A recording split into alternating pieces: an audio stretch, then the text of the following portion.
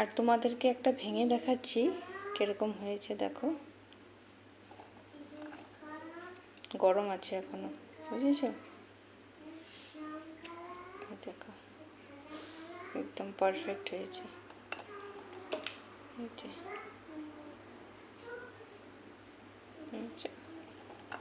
খেতেও স্বাদ হয়েছে। আমি একটা টেস্ট করেছি। ওই যে বন্ধুরা, আজকে তোমাদের সামনে একটি রেসিপি শেয়ার করব। কিসের বলো তো? ঠেকুয়া রেসিপি। তো এই যে ঠেকুয়া বানাবো, তার জন্য দেখো কি কি নিয়েছি।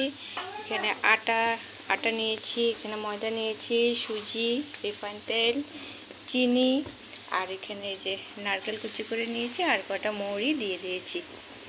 তো চলো এবার দেখতে থাকো কিভাবে বানাই। প্রথমে আটা দিয়ে দিচ্ছে,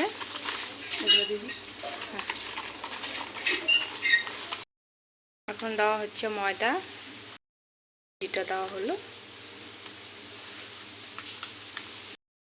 সবগুলো এই যে মিক্সড করা হচ্ছে, আটা, ময়দা আর সুজি। তখন দেওয়া হবে রিফাইন তেল,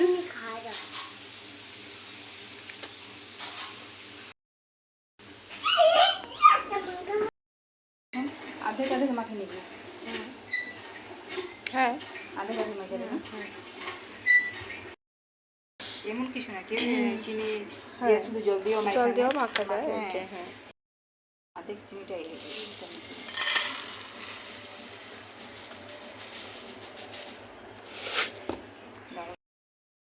আজকে বানাচ্ছি ঠেকুয়া।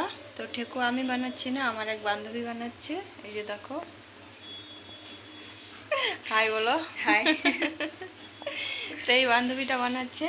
তো আমি তো ভালো পারি না বানাতে, সেই জন্য বান্ধবী খুব ভালো পারে বানাতে, সেই জন্য বান্ধবীকে বললাম আমাদের বাড়িতে এসে তুই বানিয়ে দে। তো বান্ধবী চলে এসেছে ঠেকুয়া বানাতে।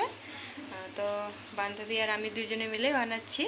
তো আমিও শিখে নিচ্ছি, নেক্সট দিন আমি চেষ্টা করব বানাতে। তো চলো রেসিপিটা দেখতে থাকো। তো এই যে দেখো, এখন চিনিটা মিক্সড করা হচ্ছে। প্রথমে তো আটা, ময়দা, সুজি আর রিফাইন তেল মিক্সড করা হয়েছে। তারপরে এখন এই যে চিনিটা দেওয়া হচ্ছে পরিমাণ মতন। তো গামলাতে একটু ছোট হচ্ছিল, মাখার জন্য অসুবিধা হচ্ছিল, সেই জন্য এই কড়াইটা নেওয়া হয়েছে। তো ভালোভাবে না মাখলে তো ঠেকুয়া আবার ভালো হয় না। তখন এই চিনিটা মিক্সড করা হবে, তারপর জল দিয়ে মাখা হবে। জল তো সেরকম দেওয়া হবে না। এখন এই যে চিনির জলটা যে গুলিয়ে রেখেছিলাম, এই জল দিয়ে এখন মাখা হবে।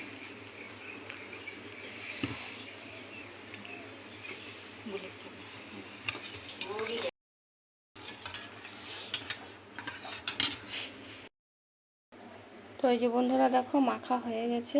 আর ঠিক এরকম মাখাটা হয়েছে জল দিয়ে মাখার পরে, এরকম দেখো। তো এটা কিছুক্ষণ অল্প টাইম ঢেকে রেখে দিব।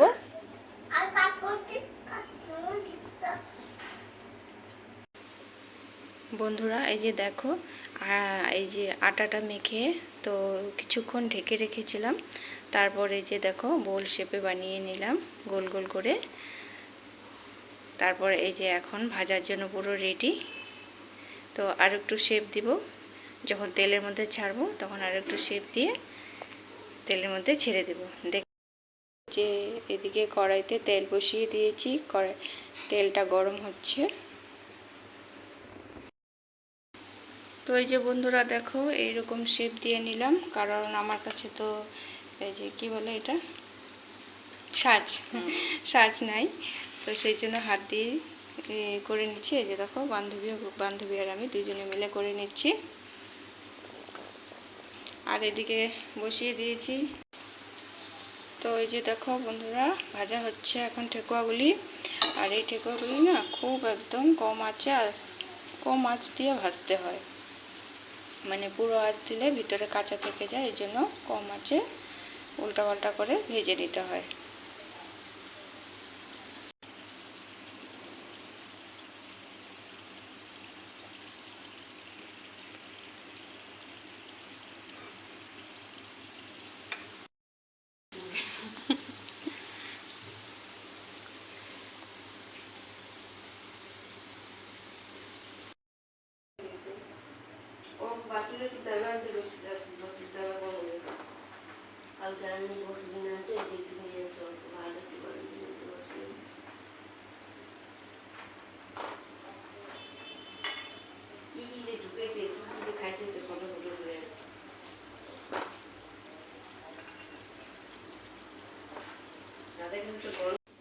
তো বন্ধুরা দেখো, এই যে ঠেকুয়া একদম রেডি।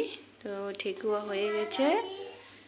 তো বন্ধুরা কমেন্ট করে জানিও তো ঠেকুয়াগুলি কেমন হয়েছে, আর আমার রেসিপিটা তোমাদের কীরকম লাগলো। তো ঠেকুয়া বানাতে কম বেশি সবাই জানো। তো যাই হোক, আমার বান্ধবী আর আমি যেভাবে বানালাম সেটাই শেয়ার করলাম তোমাদের সাথে। তো চলো টাটা, আবার দেখা হচ্ছে নেক্সট ভিডিওতে অন্য কোনো।